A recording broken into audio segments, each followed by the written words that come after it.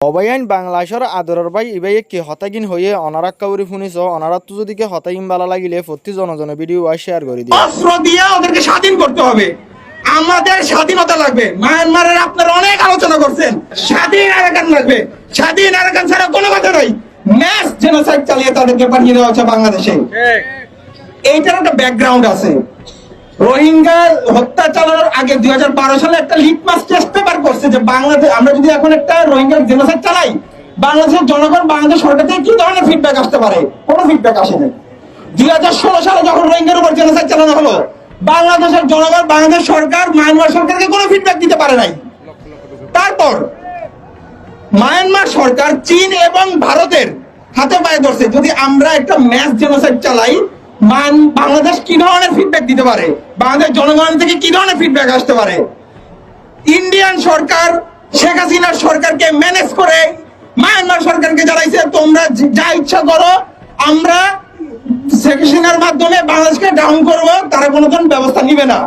এরপর 2017 সালের 3 মাস তারা হচ্ছে সেনাবাহিনী এবং আরাকান আর্মি আরাকান আর্মি না, ওরা মায়ানমারের জনগোষ্ঠী না, ওরা হচ্ছে বাংলাদেশের পার্বত্য চট্টগ্রামের উপজাতি, অনেক উপজাতি। মায়ানমার আর্মির আরাকান আর্মির 40,000 বর্তমানে অ্যাক্টিভ সদস্য আছে, এর ভিতরে 20,000 সদস্য হচ্ছে কুকি চীনের, ইউপিডিএফ এর, জেএসএস এর, পার্বত্য চট্টগ্রামের।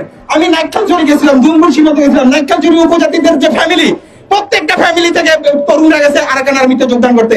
এরা আরাকান আর্মিতে যোগদান করে রোহিঙ্গাদের ঘর বাড়ি লুট করছে, রোহিঙ্গাদের মা বোনদেরকে ধর্ষণ করছে, যা ইচ্ছা তাই করছে। রোহিঙ্গারা কিন্তু সবাই একদম পুর না। পুর কারা? যারা বর্তমানে কুতুবালু রোহিঙ্গা ক্যাম্পে আছে, ওরা পুর। রোহিঙ্গাদের অনেক ফ্যামিলি আছে মক্কা, সৌদি আরব, আমেরিকা, কুয়েত, অস্ট্রেলিয়াতে প্রবাসী। এই প্রবাসী বিভিন্ন দেশে প্রবাসী রোহিঙ্গা আছে। এই রোহিঙ্গাদের ফ্যামিলি যারা হচ্ছে কুতুবালং ক্যাম্পে আসছে, ওরা সামহাও ঢাকা এবং চট্টগ্রামে ভালো আছে, কিন্তু কুতুবালংয়ে তারা আছে যারা হচ্ছে তাদের টাকা পয়সা নেই, তাদের আত্মীয় স্বজন প্রবাসী না। তো এই রোহিঙ্গা এদের ঘর বাড়ির লোভে, এদের আর্থ সম্পদের লোভে এই বাংলাদেশের উপজাতিরা ওইখানে গিয়ে যুদ্ধ করে রোহিঙ্গাদেরকে হত্যা করে বাংলাদেশে পাঠিয়ে দিচ্ছে, ওদের ঘর বাড়ি সব লুটপাট করে ওরা থাকতেছে। এখন সমাধান কি? সমাধান কিন্তু আমাদের মেজর জিয়াও দেওয়া গেছে।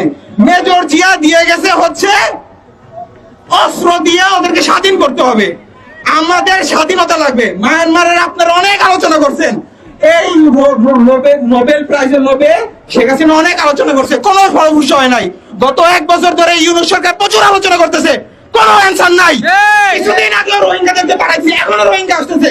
এই গত 1 বছর 1.5 লক্ষ রোহিঙ্গা বাংলাদেশে আসছে। সমাধান হচ্ছে কি? মেজর জিয়া দেওয়া গেছে, ওই সমাধান লাগবে আমাদের। স্বাধীন আরাকান লাগবে, স্বাধীন আরাকান ছাড়া কোনো কথা নাই। সামহাও স্বাধীনতা আরাকান এবং রোহিঙ্গা স্বাধীনতা। ধন্যবাদ সবাইকে।